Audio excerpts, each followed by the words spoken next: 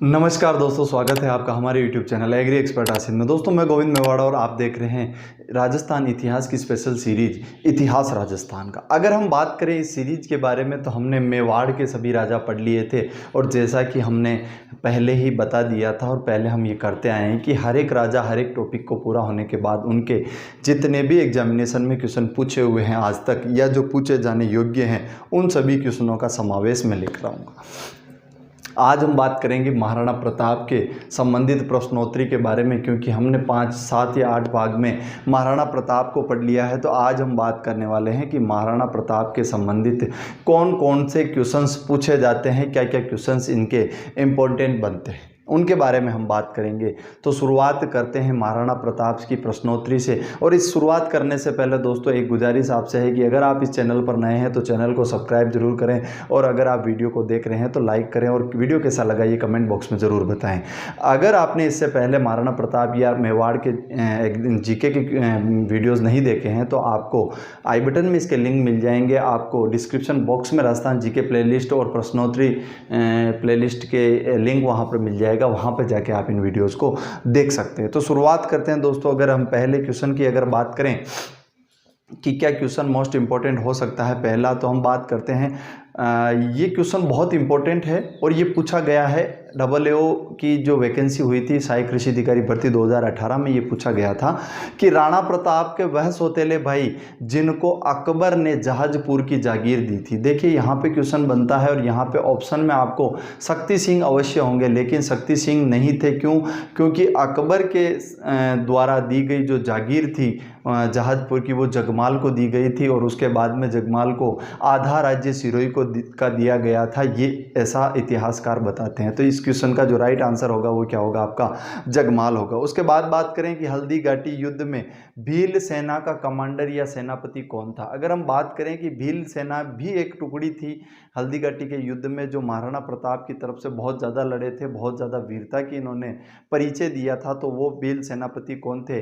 उनको भील सेनापति पूंजा कहा जाता है, पूंजा भील कहा जाता है, और इतिहासकारों ने इसे राणा पूंजा की संज्ञा दी है। और ये जो पूंजा की को राणा की संज्ञा दी है ये स्वयं राणा प्रताप ने दी थी। और इसी युद्ध और इन्हीं की पराक्रम के बाद मेवाड़ का जो राज्य चिन्ह है उसमें एक तरफ मेवाड़ के राजा और दूसरी तरफ 15 में। उसके बाद अगर अगली बात करें कि राणा प्रताप के दरबारी कवि कौन थे, तो दो मुख्य दरबारी कवि इनके माने जाते हैं, रामा सांदू और माला सांदू। इन दोनों ने एक ग्रंथ लिखा था राणा प्रताप रा झूलना, जिनमें राणा प्रताप के विजय का वर्णन किया गया है। तो अगर किसी से पूछ लिया जाए कि दरबारी कवि कौन थे, तो चारण जाति के रामा सांदू और माला सांदू दो दरबारी कवि थे। इनके द्वारा राणा प्रताप रा झूलना 2 ग्रंथ लिखे गए थे। एक ग्रंथ था, दोनों ने लिखा था, जिसका नाम था राणा प्रताप रा झूलना। उसके बाद बात आती है, क्वेश्चन पूछा हुआ है राणा उदय सिंह की छतरी कहाँ पर बनी हुई है। तो ये राणा उदय सिंह की छतरी वहाँ पर बनी हुई है जहाँ पर होली के दिन 28 फरवरी 1572 को इनकी मृत्यु हुई थी और इनका जो अंतिम संस्कार है वो करवाया गया था गोगुंदा में, और उसी स्थान पर इनकी क्या बनी हुई है? छतरी बनी हुई है। उसके बाद अगले क्वेश्चन बात करें, पीथल पाथल रचना के रचनाकार कौन है? बहुत ज़्यादा फेमस ये रचना है जिसमें वृतांत सुनाया जाता है कि जब राणा प्रताप जंगलों में है और कुंवर अमर सिंह छोटे हैं, घास की रोटी उनकी माँ द्वारा बनाई जाती है और उसको भी जंगली बिलाव लेके भाग जाता है। हम सभी उससे वाकिफ़ है। अरे घासरी रोटी जदबन बिलावड़ो ले भाग्यो, नानो सो अमरियो चीक पड़ियो, राणा रो सोयो दुख जाग्यो। तो ये जो रचना है ये पीथल पाथल रचना कहलाती है। और पीथल इसमें कवि पृथ्वीराज राठौड़ बीकानेर वालों को बताया है और पाथल इनमें राणा प्रताप को बताया गया है। तो इसकी जो रचना है वो किसने की थी? कन्हैया लाल सेठिया नामक जो इतिहास साहित्यकार हैं उन्होंने इस रचना की थी। उसके बाद अगर बात करें अगली, मेवाड़ चित्र शैली का प्रारंभ किस काल में हुआ? तो मेवाड़ चित्र शैली का प्रारंभ महाराणा प्रताप के काल में हुआ और इसीलिए इस शैली की प्रथम जो स्कूल कही जाती है वो चावंड स्कूल कही जाती है। और इसी चावंड में जो प्रमुख चित्रकार थे, क्वेश्चन पूछा जाता है मेवाड़ चित्र शैली का प्रमुख या प्रथम चित्रकार कौन था? निसारदीन, इसी को निसारदी कहा जाता है। और ये जो चित्रकार है ये फेमस हुआ था, चावंड स्कूल कही जाती है। और एक चित्र बहुत फेमस हुआ था, उस चित्र का नाम है रागमाला। ये इसी स्थान का था। उसके बाद बात आती है चक्रपाणि मिश्र द्वारा रचित ग्रंथ विश्व वल्लभ में किसका उल्लेख है। देखिए मैंने इसमें अबसद इसलिए दिए हैं, बहुत ज़्यादा इंपॉर्टेंट क्वेश्चन है, 2 एग्जामिनेशन में पूछा हुआ है। अब यहाँ पे एग्जामिनर का पूछने का तात्पर्य है विद्यार्थी को कंफ्यूज करना, थोड़ा सा डीप दे दिया जाए। और हम जब भी बात करते हैं विश्व वल्लभ ग्रंथ में किसकी रचना की गई थी या किसका उल्लेख है, तो पहला ऑप्शन आता है आपका मेवाड़ राजवंश का उल्लेख है। दूसरा आता है ये संगीत ग्रंथ है। तीसरा ये युद्ध कला में निपुण होने का ग्रंथ है। और चौथा आता है खेती संबंधी ग्रंथ है। अब अगर हम बात करें तो क्योंकि हम इतिहास की बात कर रहे हैं, चक्रपाणि मिश्र किस समय के विद्वान थे, तो राणा प्रताप के समय के विद्वान थे और राणा प्रताप के दरबार को ही ये सुशोभित करते थे। और राणा प्रताप के कहने पर इन्होंने एक ग्रंथ लिखा था और ग्रंथ का क्या नाम था, चक्रपाणि मिश्र। अब अगर हम बात करें कि ये ग्रंथ जो है ये किससे संबंधित था या इसमें क्या ऐसा था जिसके लिए इस ग्रंथ की रचना की गई, तो ये ग्रंथ खेती संबंधी ग्रंथ था। ये ग्रंथ किसके संबंधित था, ये ग्रंथ खेती संबंधी ग्रंथ था। यानी कृषि के लिए कौन सा ग्रंथ बनाया गया, तो विश्व वल्लभ ग्रंथ बनाया गया।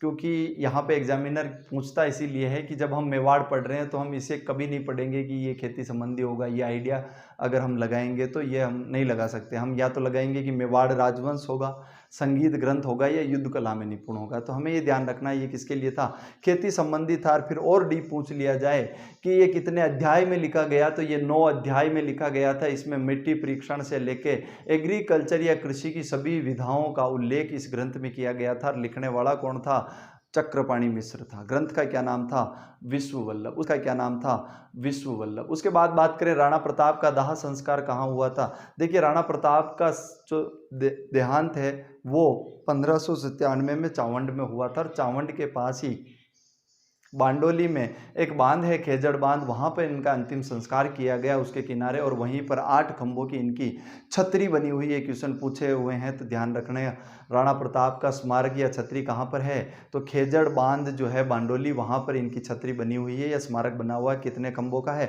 8 खंभों का है। उसके बाद बात करें मेवाड़ की संकटकालीन राजधानी किसे कहा जाता है, तो कुंभलगढ़ को मेवाड़ की संकटकालीन राजधानी कहा जाता है। वही बात आती है, कंफ्यूजिंग क्वेश्चन है, प्रताप की संकटकालीन राजधानी किसे कहा जाता है, तो प्रताप की संकटकालीन राजधानी चावंड को कहा जाता है। देखिएगा अगर जब बात करें कि जब जब मेवाड़ पर आक्रमण हुआ है तब तब संकट आया है, तो मेवाड़ के राजाओं ने कहाँ आश्रय लिया है, कुंभलगढ़ में आश्रय लिया है। लेकिन राणा प्रताप के समय में एक प्रॉब्लम थी, क्या थी, चित्तौड़ तो पहले ही 1567 67-68 के युद्ध में मुगल जीत चुके थे, तो वहाँ पे इनका आधिपत्य नहीं था। इनकी प्रथम राजधानी ही कुंभलगढ़ थी। लेकिन 77-78 के समय कुंभलगढ़ को जीत लिया जाता है। ऐसी स्थिति में इनको एक नई राजधानी बनानी पड़ती है। तो पहले तो ये आवरगढ़ को अपनी अस्थायी राजधानी बनाते हैं, फिर 1585 में ये क्या कर लेते हैं, अपनी एक स्थायी राजधानी बनाते हैं, अपनी तीसरी राजधानी बनाते हैं और उसको चावंड कहा जाता है। इसीलिए संकट के समय इनकी जो राजधानी रही पूरी की पूरी वो चावंड रही। इसलिए प्रताप की जो संकटकालीन राजधानी है वो क्या कहलाती है, चावंड कहलाती है। और मेवाड़ की पूछ ले तो वो कुंभलगढ़ कहलाती है। उसके बाद अगर हम बात करें अगली कि दिवेर के युद्ध में अकबर का जो है सेनापति कौन थे, तो 2 सेनापति मुख्य थे। एक तो थे आपके अकबर के जो चाचा थे स्वयं सुल्तान खां, और दूसरा था बहलोल। लिए पूछा जाता है कि सुल्तान खां को तो क्या कर दिया था, कुंवर अमर सिंह ने भाले से मार दिया था। भाले के एक ही वार से सुल्तान खां को मार दिया था। और पीछे बचे कौन, बहलोल खां। और इस बहलोल खां को भी राणा प्रताप ने एक तलवार के वार से घोड़े सहित 2 टुकड़े कर दिए थे। इतिहास में इस घटना को बहुत बार पूछा जाता है, तो ये आप थोड़ा सा ध्यान रखिएगा। उसके बाद अगर बात आती है हल्दी घाटी के युद्ध में अकबर का सेनापति कौन था, तो ढूंढाड़ या जिसे हम आमेर कहते हैं वहाँ का राजा मानसिंह कछवा उस समय सेनापति था किसका, अकबर का। उसके बाद बात आती है हल्दी घाटी के युद्ध में अकबर के आने की अफवाह कौन फैलाता है। देखिए हम जब हल्दी घाटी का विशेष पाठ पढ़ रहे थे तभी हमने पढ़ लिया था कि इनिशियल जो स्टेज थी वहाँ पे महाराणा प्रताप और मेवाड़ की सेना विजित होने वाली थी, मुगल सेना पूरी तितर बितर हो गई थी। लेकिन जब रिजर्व टुकड़ी में जो मेहतर खां नाम का एक व्यक्ति था उसने ये चीज़ देखी कि ऐसा हो रहा है, तो उसने एक घोषणा कर दी। क्या कर दी, शहंशाह आलम स्वयं बादशाह अकबर पधार रहे हैं, ऐसी वो घोषणा करवा देता है। और ऐसी घोषणा करने से अकबर के सैनिक में या सेना में पूरा का पूरा आत्मविश्वास की लहर दौड़ जाती है। क्यों, क्योंकि अकबर स्वयं बहुत बड़ी सेना लेकर चलता था, तो उन्हें ये पता था कि अगर वो आया है तो 1 से 1.5 लाख सेना इनके साथ है, अब हमें हराने वाला कोई नहीं है, सेना वापस संगठित होती है। तो ये अफवाह कौन फैलाता है? अकबर का एक सेनापति मेहतर खां, जो रिजर्व टुकड़ी लेकर बैठा था, उसने फैलाई थी। उसके बाद बात आती है हल्दी घाटी के युद्ध को मेवाड़ की थर्मोपल्ली किसने कहा था? तो हल्दी घाटी के युद्ध को मेवाड़ की थर्मोपल्ली, इतिहास के पितामह या राजस्थान के इतिहास के जनक डॉक्टर कर्नल जेम्स टॉड ने अपनी पुस्तक annals and antiquities of Rajasthan में बताया। उसके बाद अगर हम अगली बात करें, हल्दी घाटी के युद्ध को खमनोर का युद्ध किसने कहा है? तो अबुल फजल नामक एक व्यक्ति था, उसने अब हल्दी घाटी के युद्ध को क्या कह दिया? खमनोर का युद्ध कह दिया। वहीं पूछा जाता है हल्दी घाटी के युद्ध को गोगुंदा का युद्ध किसने कहा? तो अल बदायूनी नामक व्यक्ति जो था, उसने अपने ग्रंथ जो चश्मदीद गवाह कहा जाता है इस युद्ध का, या आंखों देखा हाल जिसने लिखा था, वो अल बदायूनी था, और उस अल बदायूनी ने इस युद्ध को क्या कह दिया?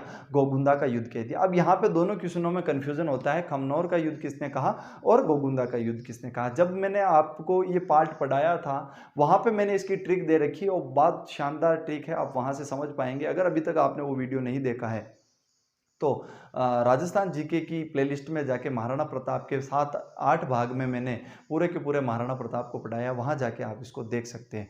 अगर बात आए अगले क्वेश्चन की, तो हल्दी घाटी के युद्ध को जिहाद का युद्ध किसने कहा? तो अकबर का एक सेनापति और था आसफ खां, जिसने क्या कह दिया? इस युद्ध को जिहाद का युद्ध कह दिया, इसे धर्म युद्ध की संज्ञा दे दी। उसके बाद बात करें महाराणा प्रताप से भामाशाह किस स्थान पर मिलते हैं और सहायता करते हैं? ये क्वेश्चन बहुत बार पूछा हुआ है। तो चूलिया के पास एक देलाप गांव है, या इसे दोलाप गांव कहा जाता है, उस स्थान पर भामाशाह मिले थे और राणा प्रताप की सहायता की थी। अपना जो सर्वस्व कमाई है वो राणा प्रताप के चरणों में भेंट कर दी थी। उसके बाद बात करें निम्न में से किस कवि ने राणा प्रताप के स्वाभिमान को बचाया? तो चक्रपाणि मिश्र,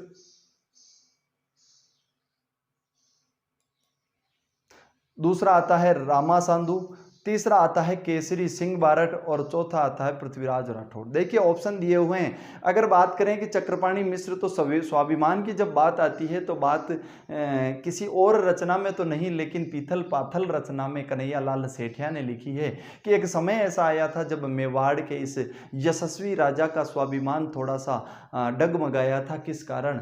उन अपने पुत्रों या अपनी जनता को दुखी देखकर थोड़ा सा स्वाभिमान डगमगाया था, और कहा जाता है कि उन्होंने एक पत्र लिखा था मुगल बादशाह अकबर को, और मुगल बादशाह अकबर ने वो पत्र पीथल नामक जो व्यक्तित्व जो कहा जाता है पृथ्वीराज राठौड़, उनको बताया था, और वापस एक पत्र के जरिए पृथ्वीराज राठौड़ ने राणा प्रताप का स्वाभिमान जगाया था। तो अगर बात आ जाए स्वाभिमान जगाने की, तो किसने जगाया था? पृथ्वीराज राठौड़ ने जगाया था। और अगर हम दूसरे ऑप्शन की बात करें, चक्रपाणि मिश्र भी उन्हीं के समय के थे, लेकिन इन्होंने ग्रंथ लिखे थे बहुत सारे, मुहूर्तमाला, राज्याभिषेक और विश्व वल्लभ जो खेती संबंधी ग्रंथ था वो भी इन्होंने लिखा था।